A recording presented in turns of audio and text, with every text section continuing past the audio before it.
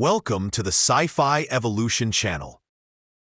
The shuttle door swung open with a hiss, releasing the vented air. Bright artificial light flooded in, illuminating a long corridor lined with armored cadets. Some wore gray skin and segmented Drax armor, while others had smooth blue skins resembling smooth obsidian glass. Few had piercing eyes, fangs, mandibles, or no visible eyes at all. They all turned to look at her. She didn't flinch when Lyra stepped off the platform, dressed in a simple gray uniform, without jewelry, without any implants or phasers, just a standard academic bag over one shoulder and a holopad in her hand. Her presence aroused not curiosity, but discomfort. "Is that her?" Someone muttered. "The Planeswalker." "It looks small," said another. "Fragile." A stocky Vornax cadet in a crimson exosuit snorted. "I thought humans were supposed to be dangerous." Lyra ignored them all, her boots tapping softly on the steel floor as she passed. She didn't look back or make eye contact with anyone. She walked quickly, without smiling. Her movements were inappropriate, too quiet and measured. On the orientation podium, Ilaris' employee adjusted his hologram and looked at her dossier. "Lyra, your designation is a Planeswalker from the Earth sector, and your psychological profile indicates suppressed aggression. For now, you will be staying in the C7 dormitory alone." She nodded once and took her key card. Later, in the C7 dormitory, Lyra began to sort out her things. The room was sterile and white, with one cot, a table, a closet, and a ventilation unit in the corner. There were no posters or personal items, just her bag, which she had locked with a retinal scan. Inside the bag was a folded cloth, black and red, with the coat of arms of her family. She put him in her locker and closed the door. The combat training class started early, and Instructor Kale, an insectoid with 8 arms, began demonstrating hand-to-hand combat techniques at lightning speed. Lyra watched in silence, her eyes darting from one movement to the next as she memorized the patterns. She remained silent throughout the class. Out of her thoughts, Lyra looked up and saw a cadet who had tripped and dropped his tray. Her eyes narrowed in concern, and she stood up to help. She walked over to the cadet and picked up the fallen tray, returning it with a smile. "Here you go," she said, and the cadet looked at her gratefully. Lyra nodded and returned to her seat, while the cadet sat down again and seemed confused. He looked at his tray, then at Lyra, then back at the tray, and so on. He seemed to be repeating the same actions over and over again, each time looking at Lyra and the tray. Last night, someone had painted a crude drawing on her dorm door. He depicted a man pierced by a fong. Lyra looked at him. She didn't try to erase it, but just opened the door and went inside. The next morning, there was a weapons training session, with live firing simulations using phase blasters. Lyra achieved perfect accuracy without missing a beat or making any unnecessary movements. Kale looked at his holopad in amazement. "Lyra, where did you learn to control the pulse discharge?" he asked. She replied softly, "At home," without looking up. Kale glanced at the instructor. She remained silent. The other cadets watched her leave the training ground, passing Trask, who spat on the floor near her boot. She didn't react or stop. That evening, rumors began to spread, turning into bets. They said she wouldn't last a week, that she was too soft and quiet. They were betting that Trux would break it. By the next day, Trux was standing in the middle of the barracks, surrounded by cadets. He spoke loudly so that everyone could hear. "Tomorrow," as he announced, "we will see the true nature of the Planeswalker. She won't be able to escape. She won't be able to hide. She'll kneel." A burst of laughter erupted around him. Lyra paused for a moment as she passed, then continued on her way, hands in her pockets. In her dorm that night, she opened the locker and looked at the folded fabric. Her fingers skimmed the edges, over the red embroidery, over the badge of a forgotten human regiment, erased from the records after a diplomatic incident. Her mother's emblem, the one she was told she would never be worthy to wear again. Lyra closed the locker. Outside, the corridor lights dimmed, preparing for the night. Inside, she was sitting cross-legged on the floor, with her back straight and her eyes closed. Her breathing slowed to match the rhythm of her heartbeat.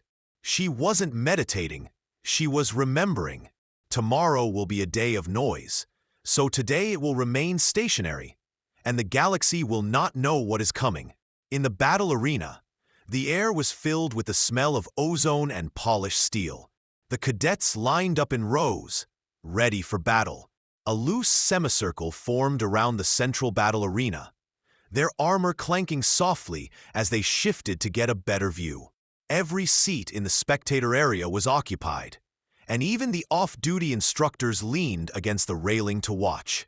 Thraxel stood in the center of the arena, bouncing on his heels. His red exoskeleton glistened under the overhead lighting, and his fangs were polished, curved upward like hunting blades. A predatory grin stretched the corners of his wide mouth. Lyra was sitting on a bench right outside the arena, with no gear, no armor, and no visible weapons. She was sitting cross-legged, elbows on her knees, her expression unreadable. No one has seen her blink for the last 2 minutes. Does she think this is a joke? The Saran cadet whispered, and Trux heard it too. Oh, she knows, he shouted. She's just trying to look calm, but inside she's shaking. Lyra didn't move. She remained motionless, her eyes fixed on Thrax, who circled around her like a predator, sizing up his prey. I spent some time reading last night, you know.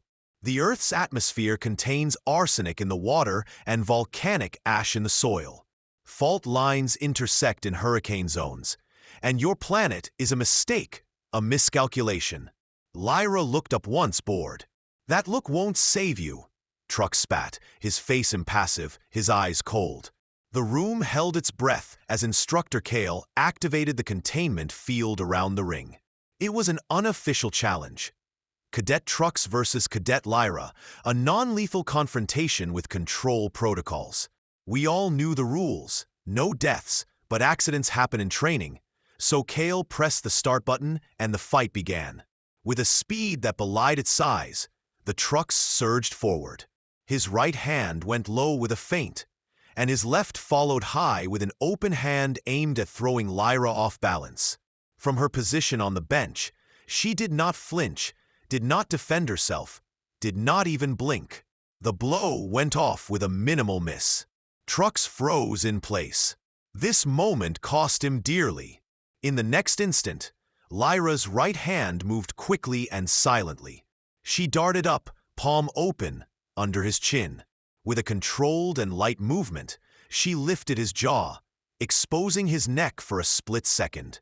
Her left hand rose, 2 fingers pressed together like a blade, and found a spot just below his ear, at the base of his skull. With a sharp and decisive click, the crowd gasped. Trux fell like a sack of flesh, not sprawled or tumbling, but limp and crumpled, with his eyes open. A deep silence filled the room. Kale had already rushed forward, his limbs twitching with alarm. The medical bots have arrived. Lyra remained seated, her hands resting softly on her lap. She wasn't panting or looking triumphant. She calmly watched as the silver emergency unit hovered, its surgical arms already unfolding. Thrax's body has been scanned and stabilized, and in less than 15 seconds, Kale turned to her. "How did you turn off the spinal repeater?" asked Lyra calmly. "It's temporary. He will recover in 8 to 12 days. Kale stared at her. "Did you calculate it at the same time?" he asked. The instructors were whispering from the upper decks. One was tapping furiously on his holopad, while the other was staring at Lyra with a slower blink, as if reconfiguring everything he had assumed. Later that hour, in the briefing room, Lyra sat across from Commander Ellen. He was thin and pale, with 3 vertical scars running down his chin, the marks of an ancient duel. He looked through her file again. Lyra, 17 standard cycles, combat fitness 9.8, moderation index 1.2. He looked up and said, "This is rare." Ellen leaned forward. "I know," he said. "You could have killed him. Why didn't you do that?" "There was no need," Lyra replied. "Most cadets would take the opportunity to assert dominance." Elrin watched her for a long time, then slowly nodded. The instructors were divided, he said. Half were in favor of expelling her because of her brutality, while the other half offered to transfer her to a more advanced level. One faction believed that she posed a threat to morale, while the other saw her as our best chance against what was coming. Lyra was silent. "Tell me something," Elrin said. "Why didn't you get up?" She hesitated before replying. "Because he wanted me to do it." This surprised him, and he leaned back, mulling over the information. "You're here to prove something, aren't you?" "No," she replied. "I'm here to make sure no one forgets what a Planeswalker is capable of." By sunset, the Academy's internal network had gone viral. Someone leaked a recording of Lyra sitting motionless, delivering a single blow and incapacitating the largest cadet on the base without getting up. The clip was played on dozens of screens, and the cadets watched in silence. No one commented. No kidding. Thrax's friends were silent. No one approached her during the meal. She was sitting alone, in the same corner, with the same tray. But this time, no one was laughing at her food or blocking her way. They looked at her like she was a ticking time bomb. The commander stood in front of the military council display that evening with his hands behind his back. The senior instructors, Drax, Ilari, and San, as well as the Terran advisor, listened as he played the recording back. An elderly, bearded Terran exhaled through his nose. Kale thought it was a sign of restraint, but Elrin frowned. It was also a warning. Elrin turned to the council. "I received a message from Earth," he said. "The High Command has approved Cadet Lyra's probation ascension." There was a murmur. "You're kidding," someone said. "She's not ready. She can't be sent on a mission yet." Elrin silenced them with a look. "They disagree," he said. "And neither do I." Lyra wasn't alone in her thoughts that night. When she returned to her dorm, she found that the rough drawing on her door had been erased. A tray with protein rations and electrolyte packs was left outside, but she ignored it. Inside, she opened her locker and looked at the logo again. Her fingers hovered over the intricate red pattern, almost touching it, but she refrained. Then she said one word. "Almost there." She closed the locker and got ready for the night. "The trials will begin tomorrow." Lyra stood at the entrance to the test chamber, surrounded by red stasis lights and reinforced blast doors. Her expression remained mysterious, but her posture changed, becoming poised and determined, like a blade perfectly balanced on the edge. On the other side of the platform stood her opponents, 5 cadets selected by the instructors. Each of them came from a family of warriors trained to fight and kill. Their goal was not to win, but to survive it. A proclamation rang out in the chamber, echoing in many galactic languages, signaling the start of a test ascent and a combat encounter. No medical care will be provided until completion. The countdown began, and from the gallery above, dozens of eyes stared through the armored glass. Instructors, officers, cadets, and even trucks, still in the neurofixator, sat motionless in a corner, their jaws clenched, their eyes glued to Lyra's every move. Commander Elrin leaned forward. "Let's see if the rumors are true." The camera was sealed, and the countdown began. Lyra flexed her fingers once, not out of nerves, but to calibrate. "Why isn't she moving?" hissed the Saransk cadet. "She's analyzing us," one of the applicants said gloomily, tightening his grip on the hilt of the curved plasma blade. 543. The atmosphere heated up, and then, Tarth? The first attacker charged, holding a curved blade. "She doesn't improvise. She's been rehearsing it." She had anticipated their movements, even their reaction to pain. The Terran advisor nodded solemnly, adhering to the classical doctrine of the Death Worlds. Psychological dominance demonstrates sufficient accuracy, and they will stop perceiving you as a simple cadet. The fourth opponent was a formidable opponent, a muscular burly man wearing armored gloves and electrically charged gear. He did not attack head-on, but carefully circled. A wise move. Lyra mirrored his movements, breathing slowly, her head tilted as if she was listening to something inaudible to others. Then she moved, without warning, without shouting, just a blur of movement and contact. She slipped under his protection, hitting his calf twice, then slammed her palm up into his rib cage. He counterattacked with both shields, but she was already gone, rolling to the side and turning into a spinning hook that hit him behind the jaw. His shields dropped, and he stumbled. She hit him again, this time in the center of his chest. He collapsed, defeated. There was only one opponent left. The last contender was a Varnanka with a whip-like tail and dark skin. Stone stood at the edge of the arena, motionless throughout the fight. Lyra looked at her, her gaze calculating.